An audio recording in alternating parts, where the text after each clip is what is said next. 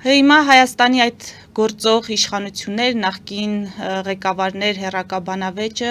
շարունակվում է եւ դրա ֆոնին Նիկոլ Փաշինյանը հայտարարեց, որ բանակցային փաստաթղթերը հրապարակելու է։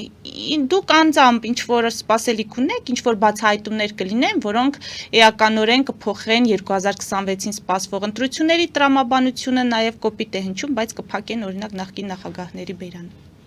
Այսպես ասեմ, չեմ կարծում, որ այդ բանակցություններում կա այնպիսի մի բան,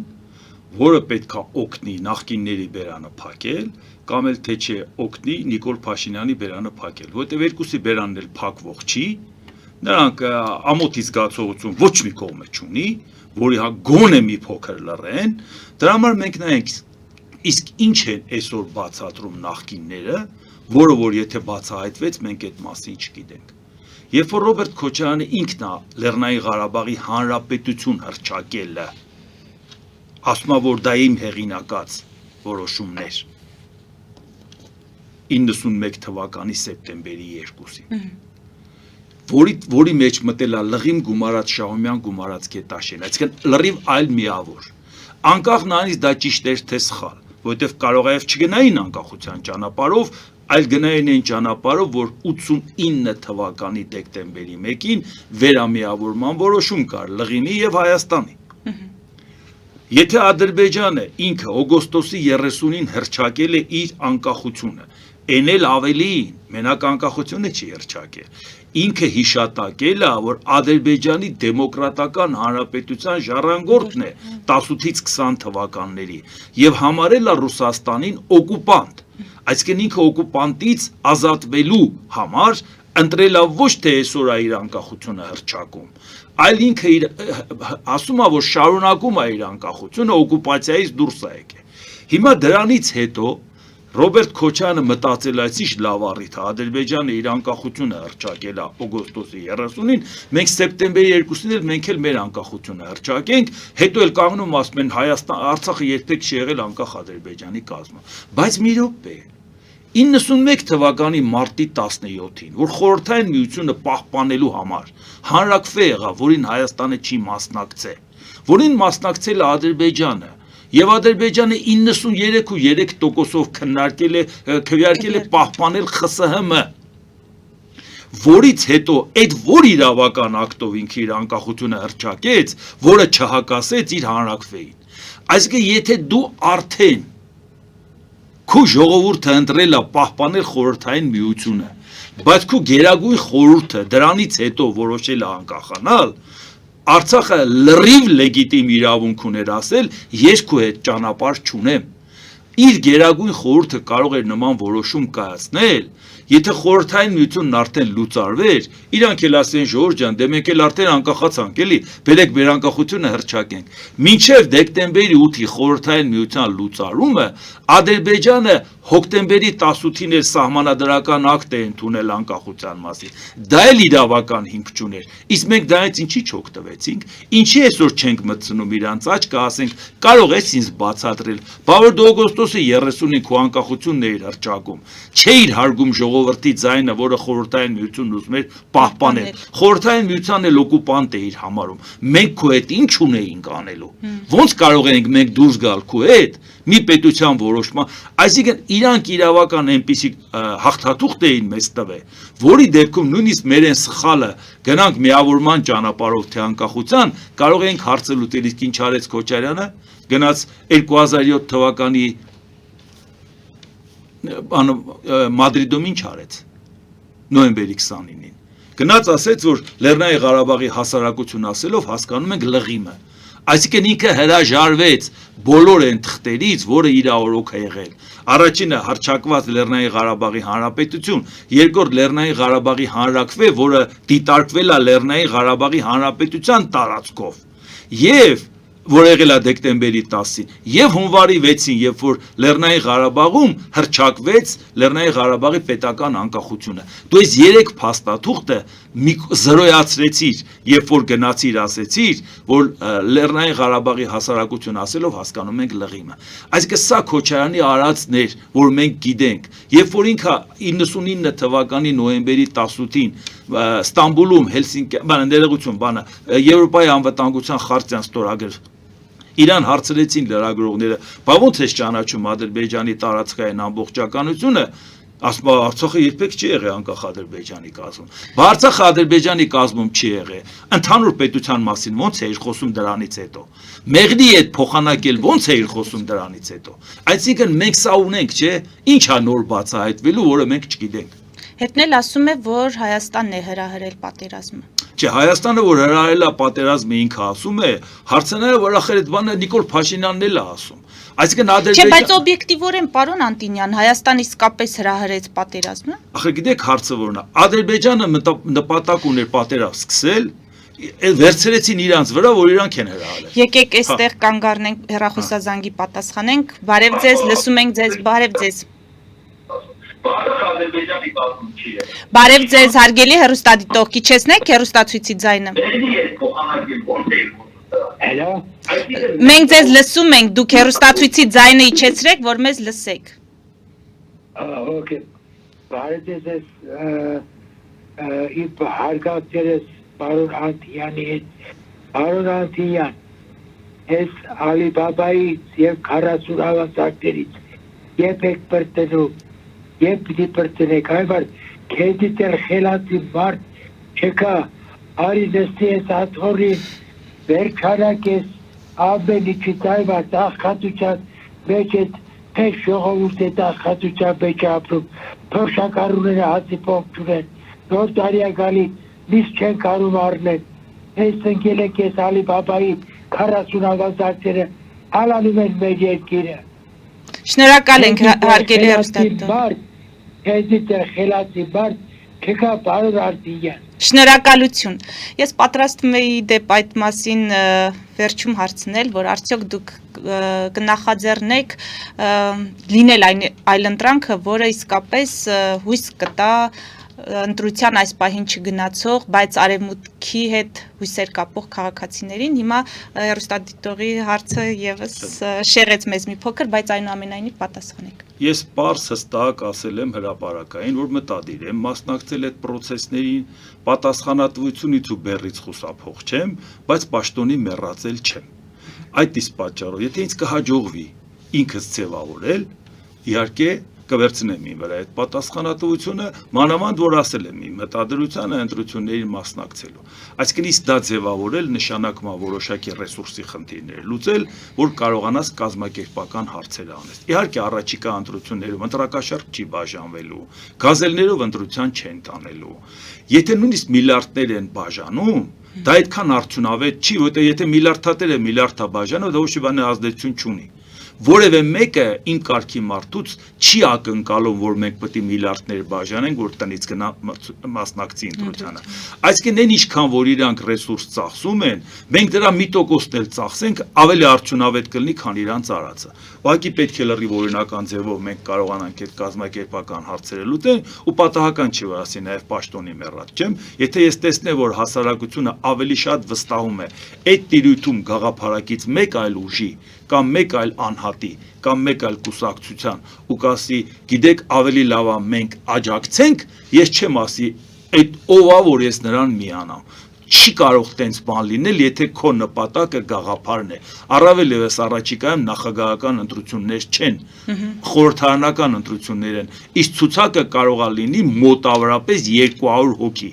Իսկ ընտրություններից հետո էլ պաշտոնների պակաս չի լինում, եթե հաղթում ես։ Այսինքն դրա համար, եթե հասարակությունը կգտնի, որ ինձ է աջակցում, ես կանեմ, կգտնի մեկ ուրիշին է աջակցում, կտեսնեմ, կհամոզվեմ նաև ոչ հրապարակային բանակցություններով, որ իսկապես նրա հետևը չկան այդ ուժեր, որը կարող է մեզ համար վտանգ լինել։ Այսինքն մենք մերժում ենք նախկիններին, ներկաներին եւ մեկ էլ հանկարծ հավաքվում ենք, բարձում է նրանց թիկունքում է կանգնած։ Եթե ես դրանում համոզված լինեմ 100%-ով, որ այդ ուժերն էլ լրիվ ազատ են իրանց ընտրության հարցում ու ճիշտ են, առանց որևէ կասկածելու ես իհարկե կմիանամ նաև նրանց, որևէ խնդրեմ չեմ տեսնում։ Եվս մեկ զանգ։ Բարև ձեզ։ Բարև ձեզ։ Լսում ենք ձեզ, հարգելի հեռուստադիտող։ Բարև ձեզ։ Ես ուզում եմ պարոն Անտինյանին մի քանի բան ասել, եթե կարելի է։ Ես ճիշտ ամի բանն եմ լսում եմ, բայց անընդհատ հետևում եմ։ Բացի Անտինյանի շատ մարդիկ են անցա դժգոհով եւ իսկ պարոն Անտինյանը տվելու անցել արդեն այդ չափը ես կուզեի նորին գաղացեց որ ես էլ եմ դիպելու որ ընտրվեմ ես ունեց կուզեի այնքը ընտրվեր դառնալ վարչապետ ու իր հերը անցին որ ինքը իմանա թե ինչ Հարգելի հեռուստադիտող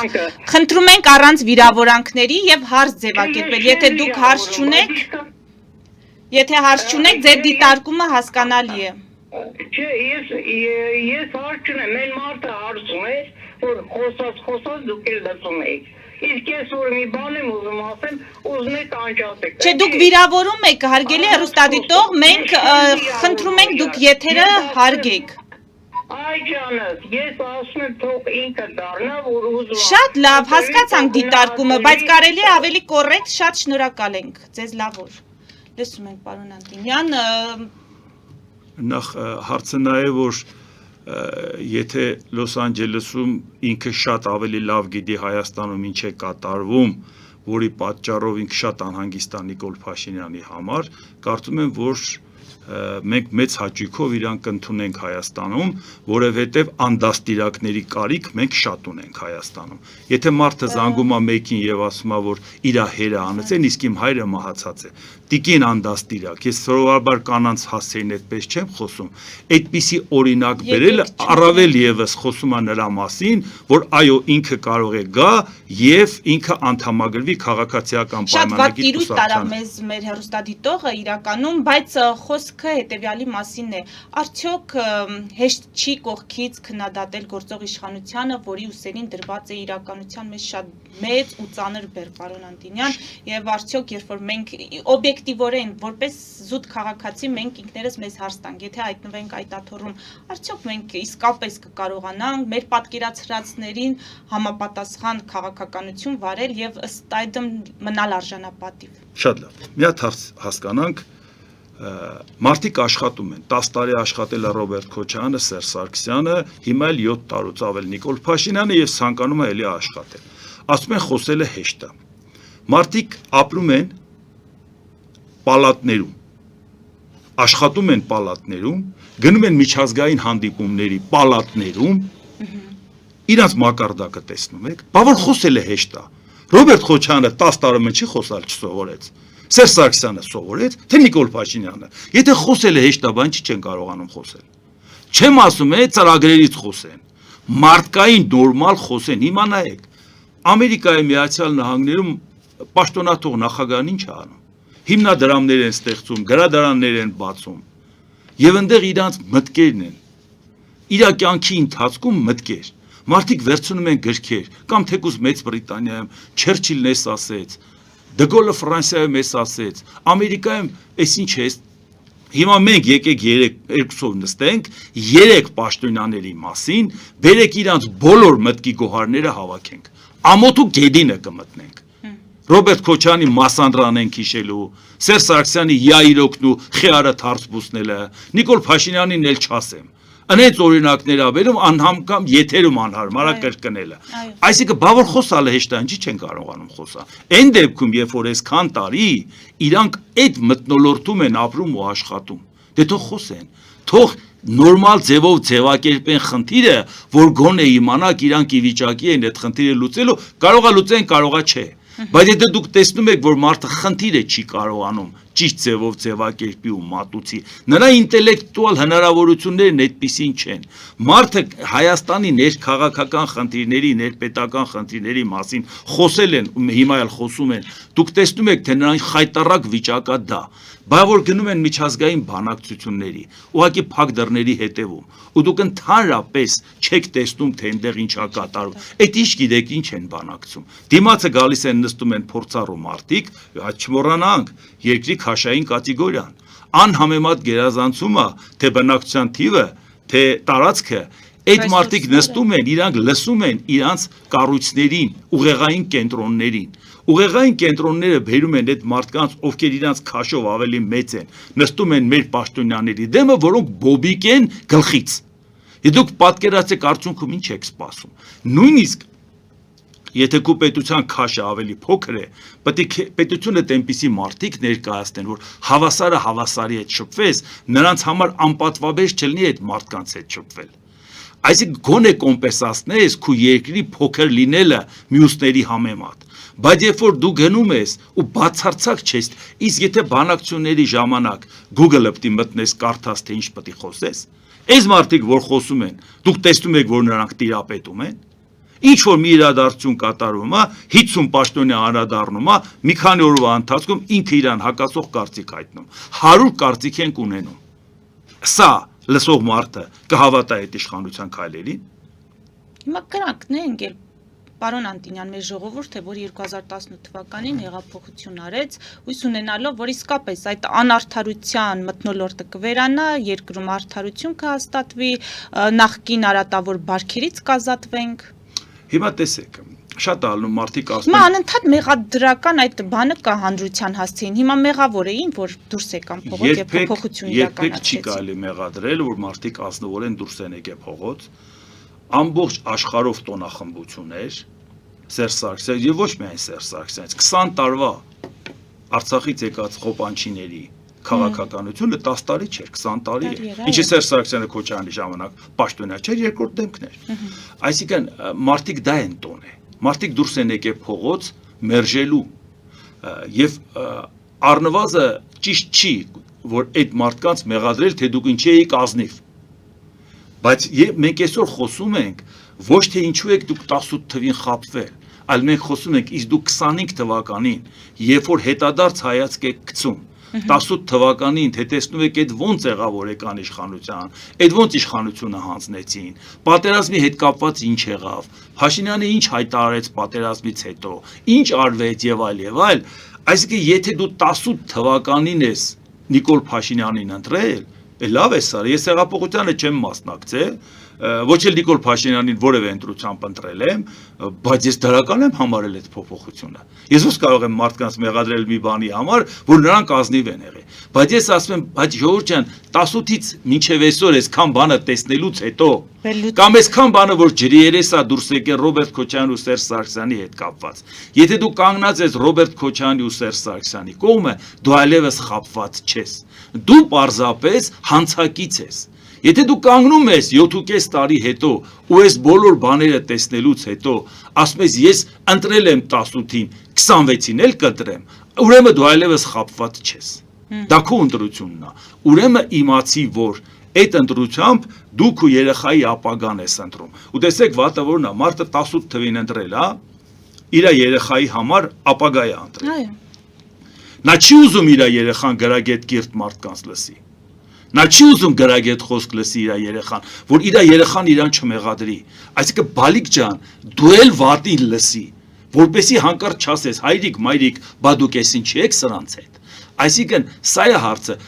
Ծնողը միշտ ուզեցել է երեխան իրան անցնի։ Ծնողն ուզեցել է ասել է ես մի քիչ վատ եմ սովորել, թող երեխաս ավելի լավ սովորի։ Ես տանջվեմ ինքը լավ սովորի։ Այսօր կանգնում է երեխային ուզում ասի, չէ դու գործ չունես։ Դու որպեսի չմեղադրես թե ինչ ենք Փաշինը։ Դու երեխայիդ ապագայի համար Փաշինան ես ընտրում, ուրիշի վրա մի գցի։ Պարոն Անտինյան, այնուամենայնիվ վերադառնանք իմ այն հարցին։